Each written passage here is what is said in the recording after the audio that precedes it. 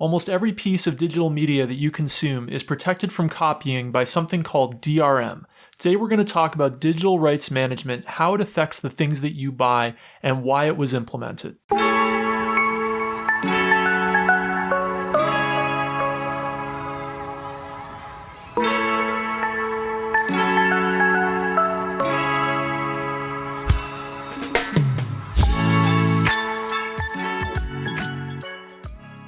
Welcome to Kopek Explains Software, the podcast where we make computing intelligible. This week we're talking digital rights management. Let's start at the beginning. What does DRM mean? It's funny because it's called digital rights management, or DRM for short, but really it's about restricting what you can do with certain kinds of media. So you purchase a movie, and you want to watch that movie. You're allowed to watch it on the computer that you purchased it on using the account that you're logged into that you purchased it from. But then you want to let another friend view it, and you want to send it over to that friend. Maybe you want to upload it onto Google Drive and let them download it, or maybe you want to put it onto a USB key and give it to them. They're not able to view the movie without your credentials. This is a type of DRM. DRM is a way of stopping you from using media in ways that the original creator didn't intend for it to be used. It's a way of restricting you, stopping you from making copies, stopping you from letting others access the media. So Richard Stallman calls digital rights management digital restrictions management for this reason. But why does it exist to begin with? Because of piracy. And copyright is actually something that goes all the way back to the US Constitution and is then actually implemented by many laws throughout the years. That doesn't mean it's either a good thing or a bad thing. It's just a thing that exists, and we could talk about whether it's good or bad, but that would really be beyond the scope of our discussion. We're more interested in how it led to DRM. So copyright holders do have the ability, going back before DRM, to protect their works. For example, I can't go buy a book at a bookstore, photocopy it, and then start selling those photocopies. That would be breaking the copyright holder's rights. That would allow them to sue me and to get damages. So what happens when that book is digital? Is it okay for me to get a digital copy of the book, copy it onto a disk, and then give that disk to somebody else? No, that's still breaking copyright rules. Unless I have explicit permission to do that, I'm not allowed to go and make those copies. The problem is that a lot of people do copy those things in violation of these laws and to the quote-unquote rights of the copyright holders. This is what's known as piracy. And so DRM is an attempt by media companies, software companies, to stop digital piracy. And it became so important because piracy in the digital age is so much easier than piracy was in the pre-digital age. Back when I had to buy that book and photocopy it, it actually was a lot of work, and the end product was going to be much lower quality than the original published book. The photocopied book, it's going to be, first of all, obvious that it's counterfeit. Number two, it's going to be lower quality paper, lower quality bindings. Maybe I made some mistakes when I did the copy. It's not a perfect copy. In the digital world, you can make a perfect copy instantly for almost no cost. So when I have that original book, it takes 2 seconds to duplicate the file on my computer. So because it's so easy to copy things in the digital world, new ways of protecting media for copyright holders were invented. And also, we'll get to this, but new laws were invented as well. Is DRM a piece of software that's built into the media, or can it be hardware? It actually comes in both forms, but the prevalent kind today is software. If we go back to the early days of digital media, and we talked about some of this on a previous episode about video game distribution that I'll put in the show notes. But for example, the first Nintendo console had a built-in what's called lockout chip, which made sure that only legitimate Nintendo cartridges would run in the NES. This did not allow people to go and then make copies of the cartridges and distribute them because they wouldn't have the lockout chip that was required on those cartridges to make them work with the official console. So this was a form of digital rights management that used hardware. There were also, in the 90s, some software for your personal computer that would come with a dongle, a little thing that you would attach to the back of your computer, a physical device that would make sure that the software was legitimate. You had to own both the software and the dongle for the software to run. So if you went and copied the software and put on a disk and gave that disk to somebody else, because you wouldn't be able to copy the dongle because it's a physical thing, they wouldn't be able to run the software. So yeah, there's definitely hardware kinds of DRM, but the vast majority of DRM today is through software. It uses some kind of encryption, and we talked about encryption on a previous episode, so I'll put a link to that in the show notes as well. But basically, for the software to actually be accessible, you need to be able to decrypt it, or the media. And to do that, you need to have access to a specific key, and usually those keys are protected by accounts. So for example, you might have to have access to the account that you purchased that movie on in order to watch the movie. And that way, when somebody else gets the movie, it's scrambled, it's backed by encryption. It can't actually be descrambled without the key that comes from your user account.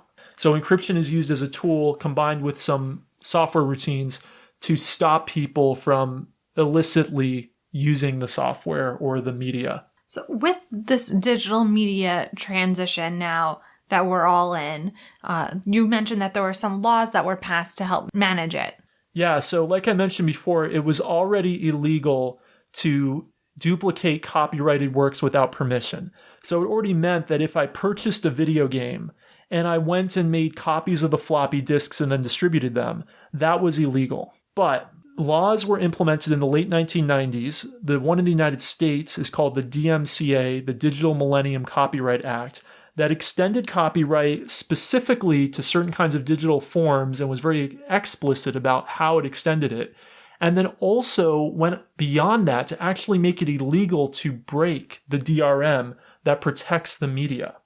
So, for example, DVDs, actually a lot of them have a primitive kind of DRM called CSS. And this is different from CSS on the web. It's a different kind of CSS.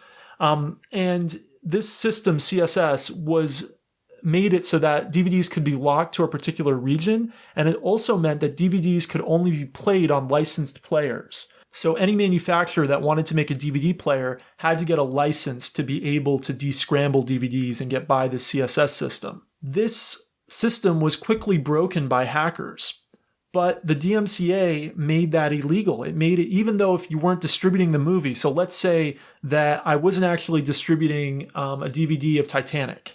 I was just distributing software that enabled you to play Titanic on a machine that wasn't licensed to play DVDs, or even allowed me to maybe take Titanic off of a DVD, turn it into a regular file on my computer that could be played and then distributed over the internet. Even if I wasn't actually doing any copyright infringement because I wasn't distributing Titanic, just distributing a system that enabled you to break CSS and therefore copy movies like Titanic was illegal based on the DMCA. So the DMCA actually made certain kinds of reverse engineering illegal, even if you weren't committing copyright infringement, but you were just enabling other people to use these tools that would enable them to do copyright infringement. Now, I should say the DMCA has a lot of other provisions, but for this provision alone, it's a very controversial law. Not everyone agrees with it. One of the other provisions in it that's actually been very important to the growth of the internet is that it enables content hosters, sites like YouTube, to actually be protected from copyright violation claims as long as they quickly remove content that copyright holders submit to them. So for example, if I upload the movie Titanic to YouTube, YouTube is not immediately financially responsible for me making that mistake. But if the copyright holder, I don't know what movie company came out with Titanic, but if they go to YouTube and they say, hey, that copy of Titanic, we didn't authorize that. It's not supposed to be on your platform. By the DMCA, they have to immediately remove it, but they're not responsible for the action of their user who originally uploaded it, according to the DMCA. So if we didn't have this provision in the DMCA, it would be very hard for sites like YouTube to exist because they would have to have some way of having a human go and review every single piece of content that gets uploaded to their site. And that would be almost impossible. You can even just think about a site like Facebook. Imagine like every copyrighted thing that's ever been uploaded to Facebook, every copyrighted photo, every copyrighted file, et cetera, et cetera. If Facebook had to go and human curate every single thing and make sure it wasn't violating anything, it would be impossible. So the DMCA actually makes it possible for sites that are hosts to be able to host all kinds of different content without having to check every file before it gets posted. So the DMCA has a lot of different provisions, but it's a very, very controversial law. I will admit, just in full disclosure, that I have used the DMCA provisions before to get some of my own copyrighted content removed from various sites. For example, people will regularly take a PDF of my book and post it on GitHub. And so I have used DMCA quote-unquote takedown notices with GitHub to have those PDFs of my book removed. It's not because I'm angry at the person who did it. It's just I want people to pay for my book. I don't want people just to copy my book without paying for it. Of course, it's a futile fight because my books are highly pirated like every book is. So the DMCA didn't solve all the problems. Definitely didn't solve all the problems, and it also created all kinds of controversial situations, such as this inability to reverse engineer and even distribute that reverse engineered software for breaking some of these DRMs. And it also, just DRM itself is controversial because it makes our lives uncomfortable sometimes. Sometimes I buy a book and I want to send it to a friend, and if I had a paper book, I could have actually sent it in the mail to them. But because I bought a Kindle book, there's no way for me to easily give it to that friend. Now, Amazon has since made some provisions called being able to lend a book and things like that. So yes, the companies can be kind to us and make exceptions that make things easier. But the main purpose of DRM is not to protect consumers. It's to protect content producers. It's to protect me as an author, or protect the company that made Titanic, or protect the maker of some game from having their game pirated instead of people having to pay for it. So I think Stallman is right. It shouldn't be called digital rights management. It's digital restrictions management, unless you're using the word rights to mean the rights of the producers, not the rights of consumers and individuals. Let's switch gears a little bit and talk about how DRM plays out in some different arenas. Can we discuss video games? Yeah, and so we had that previous episode on video game distribution, which we go into this in more detail, but certainly on early consoles, there was hardware DRM in place to stop you from illegally making copies of games, to stop you from using games on third-party devices. It was very locked down at a hardware level. Most games today are distributed digitally, and there are on the consoles, there's still a lot of DRM. So whether you buy from Nintendo or Sony or Microsoft, an Xbox or a Nintendo Switch, there's all kinds of DRM protecting software on the consoles. On personal computers, it varies. There are sites that distribute video games today that are totally DRM free. One of them is GOG.com, used to be called Good Old Games. That one of their main marketing things is, hey, when you buy games from us, you don't need to log into an account on the internet every time you want to play the game. It's DRM free. You can even copy it to your other PCs with no restrictions. However, there are other video game distribution platforms like Steam that do require you to log into your account every time you want to play a game. So it actually varies quite a bit in the video game world. Some distribution platforms are totally DRM free, and some distribution platforms are totally locked down, with all of the consoles remaining locked down. And what about books? You mentioned Kindle before. Yeah, the Kindle is locked down. However, a lot of other publishers have chosen to go the DRM-free route. So every time you buy a book from the Kindle store, it only will work on Kindle devices, and you can't easily copy it to a friend or use it on a non-Amazon device. So it's very locked down. There's even been crazy incidents in the past where Amazon has gone as far as to delete books from people who purchase the books right on their devices because it's so locked down, so controlled by Amazon.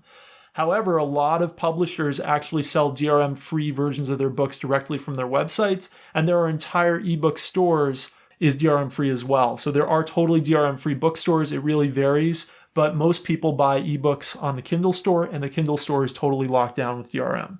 What about iTunes and music? So if we go back to the 1990s, what happened with CDs is they were totally DRM free. So anyone could go take a CD, and then when MP3 technology came out, and we covered this in a previous episode we did on Napster that I'll also link to in the show notes, people were suddenly just ripping CDs, distributing those MP3s on the internet, and the music industry was really going crazy. So when Apple came and disrupted not only CDs, but also Napster and all of the illegal download sites with the iTunes Music Store, they originally had a lot of DRM. And they had DRM where you had to be logged into your Apple iTunes account in order to play your music, and you could only have your music on a certain number of computers, and you could only burn it a certain number of times. There was all kinds of DRM. Over time, other music stores came about that were DRM free, And that pressured Apple to actually go DRM free itself, which they wanted to do originally too. It was just that to make a deal with the record producers, they had to put DRM in place to make them comfortable. So eventually Apple went DRM free and iTunes became DRM free. Of course, today, nobody buys songs anymore. Everyone just does streaming. And streaming, whether you do Spotify or Apple Music, is DRM protected. So of course, there's ways around it. Hackers are always finding ways around it. But when you stream a song using Apple Music or Spotify, you can't go and then take that song and send it to a friend. So even when I'm sending a playlist, it's not that I'm sending that music necessarily or that media over. Right, you're just sharing that playlist with other people to be able to access it through the same service. Mm-hmm. It's not like you could go download the song and then send it to somebody who didn't have access to the Apple Music or Spotify software, and they would then be able to play the song. How does this play out with software? When we download an app from the App Store, is that DRM protected? Yes, the app stores are all quite DRM protected. So if you think about the App Store on iOS from Apple, or you think about the Google Play Store on Android, those are both DRM protected marketplaces. So you download the app and you're not able to then just, let's say, send it over to a friend's phone and they're able to install the app. It's locked to your specific account. However, that doesn't mean there's not a lot of DRM-free software distribution. Most of it happens through the web. So you buy software directly from somebody and they let you just download it from their website.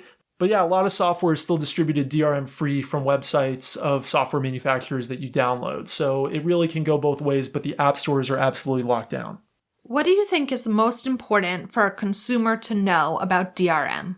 So DRM was implemented originally as a way to fight piracy. DRM does not protect you as a consumer. DRM protects the producers of the content from piracy. And unfortunately, it goes so far as it sometimes makes your life inconvenient and limits what you can do with the media. So DRM is controversial for that reason.